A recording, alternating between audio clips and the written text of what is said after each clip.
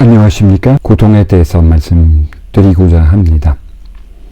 이어서 종교에 대해서 그리고 기도 아니면 명상 생활에 대해서 말씀드리려고 합니다. 오늘은 고통에 집중을 하면서 몇 마디로 나눠드리고자 합니다.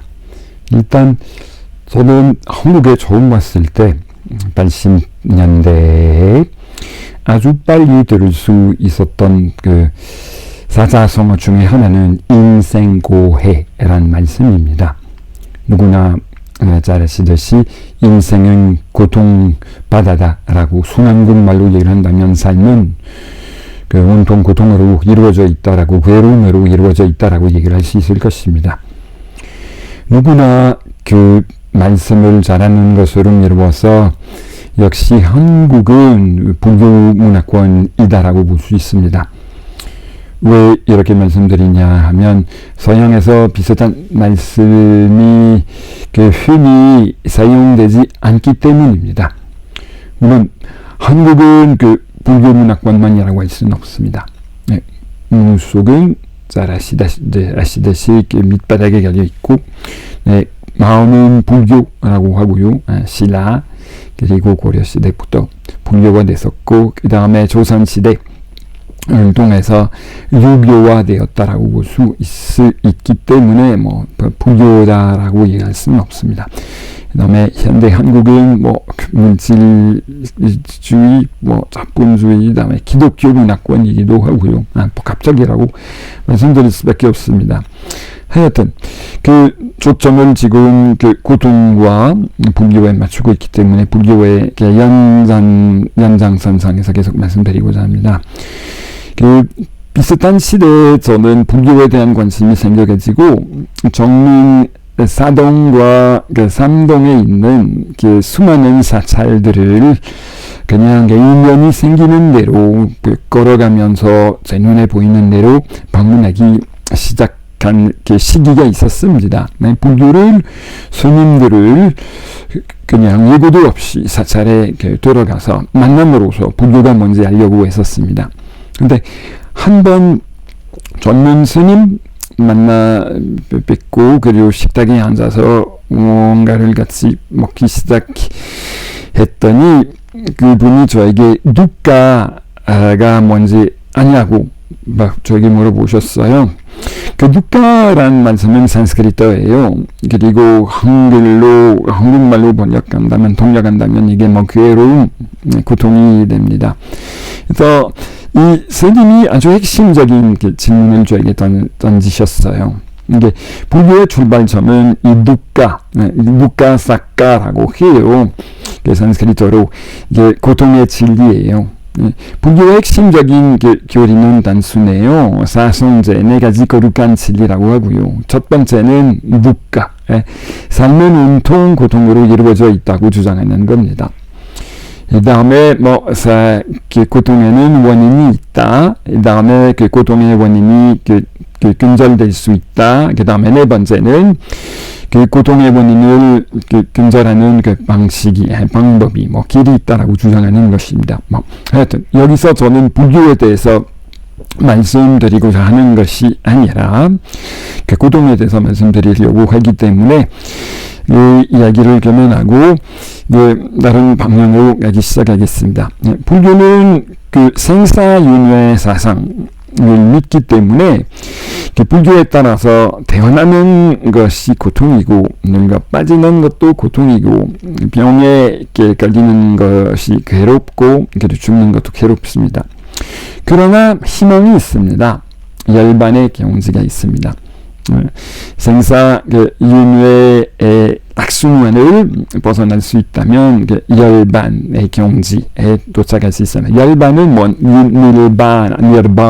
니르바나라고 하기도 하고 극락세계, 서방종도라고 여러 가지 표현이 있는데, 근데 통틀어서 쉽게 설명해 드린다면 더 이상 고통이 없을 곳이라고 볼 수 있습니다.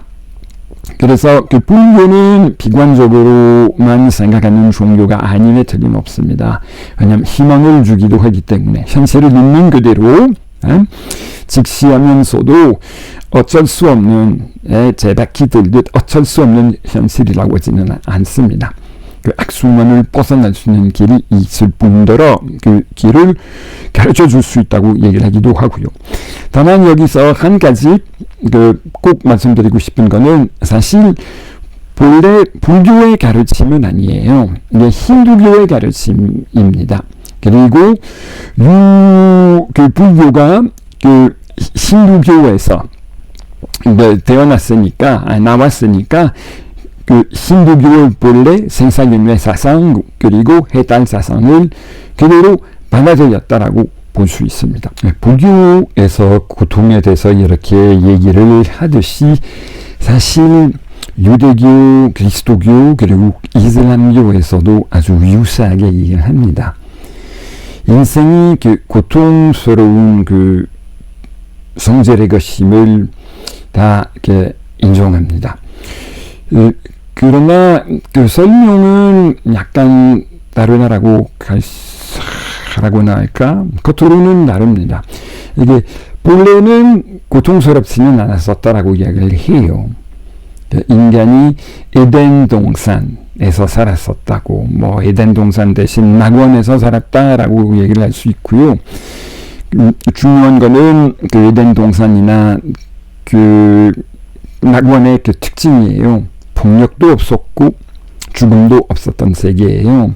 그래서 폭력도 없고 죽음도 없고 고통도 전혀 없었습니다. 본래 상태였다라고 얘기를 했는데, 근데 그 신화적인 조상인 아담과 하와가 소위 원죄를 지음으로써 인생이 그 죽음을 향한 그 고통스러운 그 과정으로 변질되어 버렸다라고 얘기를 합니다. 이거는 방금 말씀드렸듯이 이슬람교, 유대교, 그리스도교, 이슬람교가 다 받아들이는 겁니다. 그리고 그 결과로서 살아가는 거는 그리스도교에서 자기 십자가를 지고 매일 걷는 거라고 얘기를 해요. 비유적으로 말씀드리자면 인생의 고통적인 그 과정을 십자가의 길이라고 해요. 십자가가 뭔지 모르는 분들이 계실 수도 있기 때문에 나자렛 예수님이 당한 하나의 사형법이었습니다. 이거는 본래 페르시아에서 개발한 이게 고문 방법이자 사형법이었습니다. 네. 사람을 알몸으로 십자가에 못 박아서 그 다음에 질식사에 걸리도록 거기에 방치해 버렸던 것입니다. 왜냐하면 십자가에 못으로 박았다고 해서, 나무에 십자가에 못 박았다고 해서 바로 죽지는 않았었습니다. 죽는 게 건강 상태에 따라서, 나이에 따라서 몇 시간 걸릴 수도 있었고 일주일까지 걸릴 수도 있었습니다. 근데 이거는 카르타조에서도 사용했었고 그 다음에 로마 제국에서도 사용했었습니다. 그래서 인생이 십자가의 길이라고 할 때 그리고 매일 자기 십자가를 지고 걸어가야 하는 현실이라고 그러면 진짜 불교를 못지않게 인생이 고통스러운 것을 인정하고 인정하는 것이라고 봐야 합니다.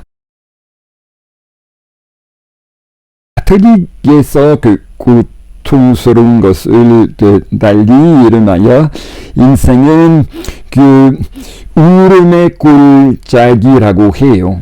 라틴어에서 온 표현이에요. 라크리마룸 발레.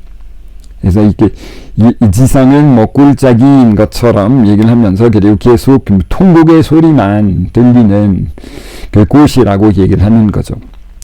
그건 그렇고, 방금까지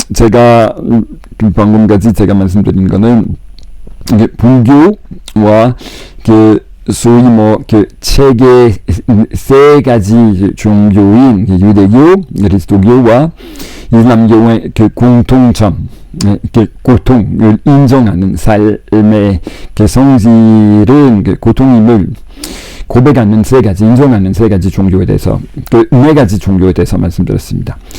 이제 하나의 질문을 던져야 해요. 삶이 왜 이렇게 고통스러울까? 왜 하필이면 행복하게만 살 수 없을까? 왜 계속 기가 어려운 것들을 겪으면서 괴로움을 겪으면서 살아야 할까? 불교에서 누구나 한국 사람이라면 잘 아시는 업설 때문이라고 이해할 거죠. 가르마라고 할 거죠. 그래서 이거는 여러 가지로 언어화하죠. 업보라고 와 네가 이렇게 된 거는 뭐 이게 종부득도 때문이라고 뭐 인과응보적이라고 이해할 거죠. 공 심으면 공을 넣고 뭐 밭을 심으면 밭을 얻는다라고 다들 이런 속담들을 잘 아시잖아요. 이게 산스크리트어로 가르마라고 할 것입니다. 가르마라는 말은 업. 그러면 업 때문에 괴롭다라고 이해할 거죠. 그리고 그리스도교에서 조상들의 신화적인 조상들의 죄 때문이라고 얘기를 할 것입니다. 다만 이 설명들은 제한되어 있습니다. 아담과 하와가 신화적인 인물이기 때문에 신화를 통해서 고통스러운 인생을 설명하려고 하는 것은 어떤 역사적인 가치나 과학적인 가치가 전혀 없어요. 반대로 이것과 반대로 불교의 업설은 더 합리적인 것처럼 보이죠. 왜냐하면 작용과 반작용식이에요. 정확해요. 이렇게 하면 저렇게 될 것입니다. 그런데 그것도 완벽하지는 않아요. 업설을 잘 본다면 다 설명하지는 못해요. 첫 번째는 불교를 잘하는 전문가들한테 아니라면 덕이 아주 높은 스님들에게 여쭤보신다면 업설을 통해서 고통을 다 설명할 수 없대요. 예를 들자면 해일이 일어났다. 그리고 홍수가 났다. 이게 죄업 때문이라고 할 수 있을까? 지진이 일어났다. 그리고 집이 무너졌다. 가족이 다 죽어버렸다. 나는 불구가 됐다. 불구로서 남아있는 인생을 억울하게 보내야 한다. 이게 죄업 때문이라고 할 수 있을까? 마찬가지로 우리 동네는 어떤 와산 길슬기에 자리 잡고 있는데 폭발이 일어났을 때 용암으로 말미암아 우리 마을 동네가 마을의 전체가 이게 사라졌다. 이것도 업보 때문이라고 할 수 있을까? 불자들이 그렇지는 않대요. 그래서 무엇보다도 업설은 윤리적인 차원에서 도덕적인 차원에서 제가 책임져야 행동, 생각과 관련된 것으로만 적용이 되지 전체적으로 적용이 될 수는 없습니다. 현실에 적용이 될 수 없는 거죠. 그 다음에 또 하나는요, 이게 업의 시작이 뭘까? 업의 학순환이라고 하는데, 근데 언제부터 제가 업을 짓기 시작했을까? 그는 먼 과거를 알기가 어렵단 말이에요. 이게 출발점이 도대체 뭐냐? 그 시점이 뭐냐? 아무도 얘기를 못해요.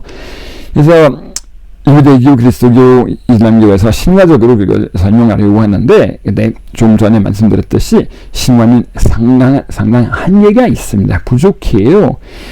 불자들이 바보가 아니기 때문에 업의 시작이 뭘까 하고 고민하다가 소위 대초경을 만들었습니다. 대초경은 한국에서 알려져 있지는 않죠.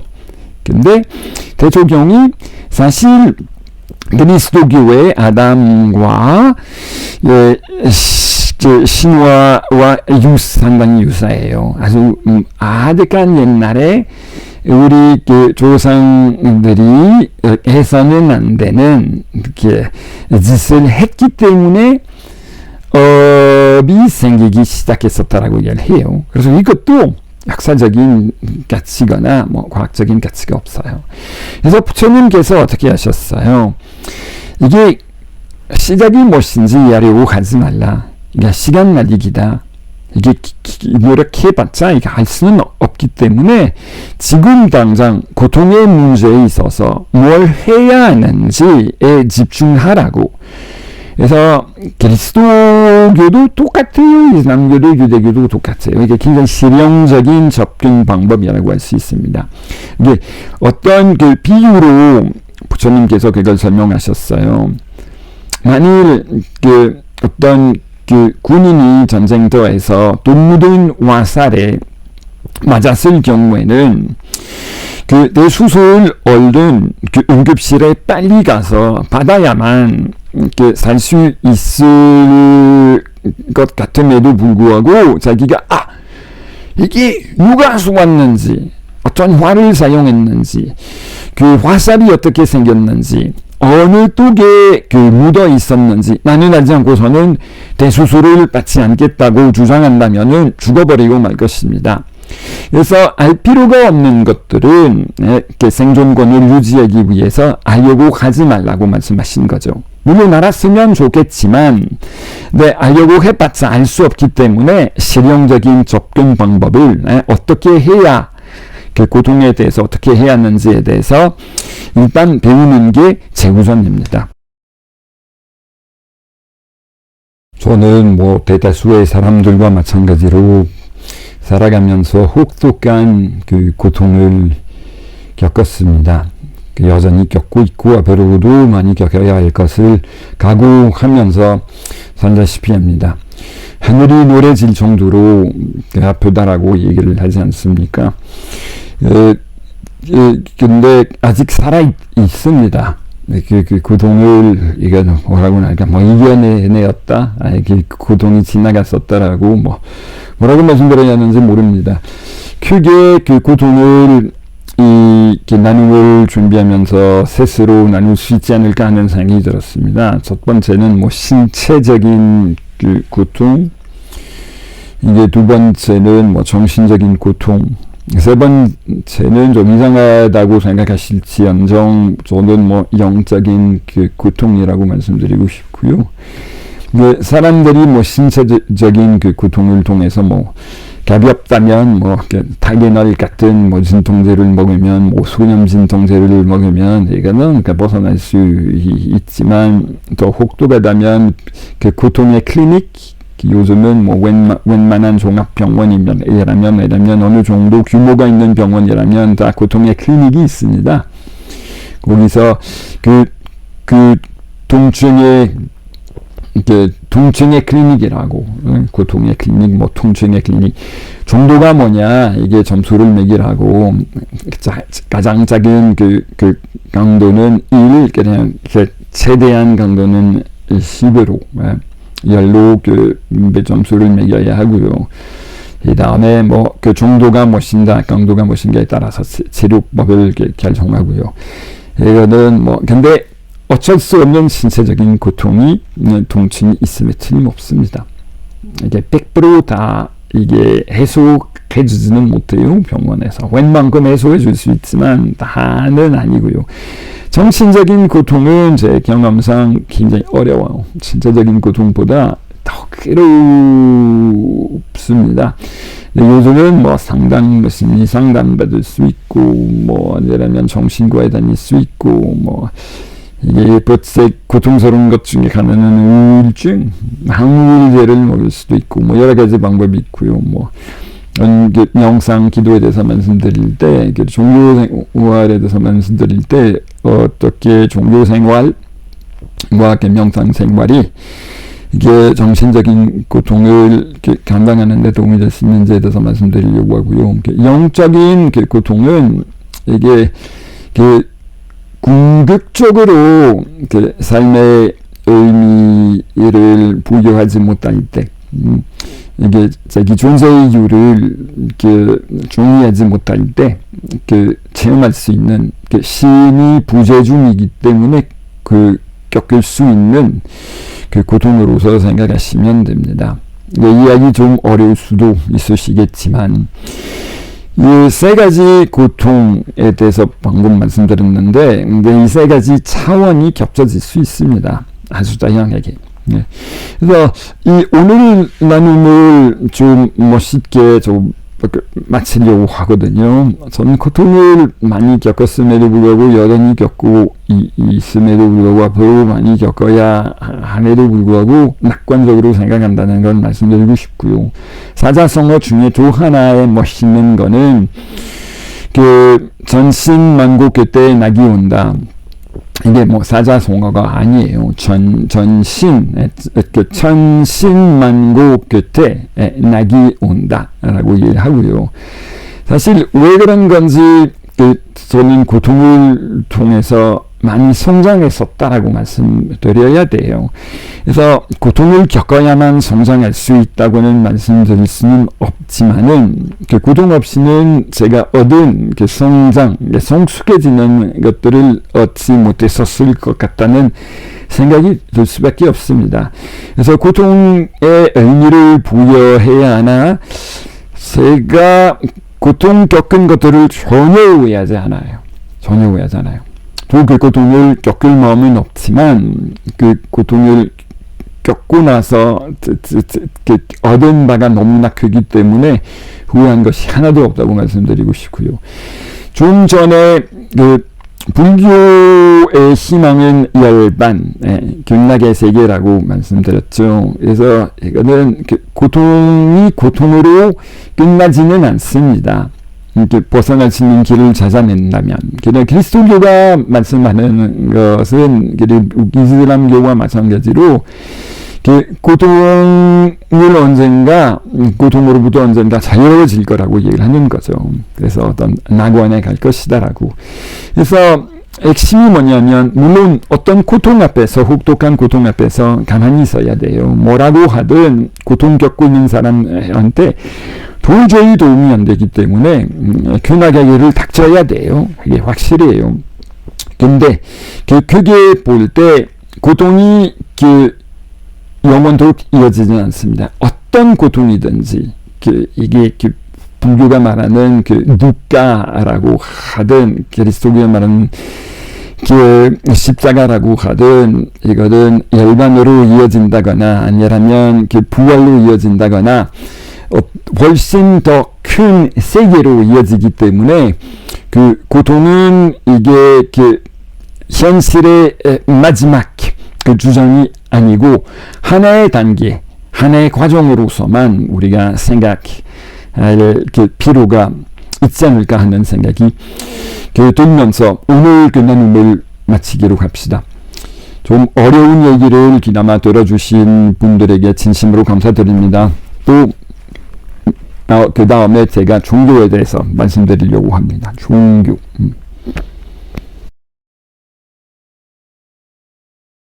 오늘은 서명원 신부의 고통 이야기 전해드렸습니다. 오피니언 리더들이 많이 보는 인터넷 신문입니다. 최보식의 언론 국내 최고 기자 안목으로 만드는 거의 유일한 고품격 인터넷 신문입니다. 이 신문을 읽는 여러분도 고품격 독자이시죠? 인터넷 포털 사이트 검색창에 최보식의 언론 검색해서 들어와서 함께 해주세요. 유튜브 구독, 좋아요 꾹 눌러주시고요. 쇼츠도 응원해주세요. 감사합니다.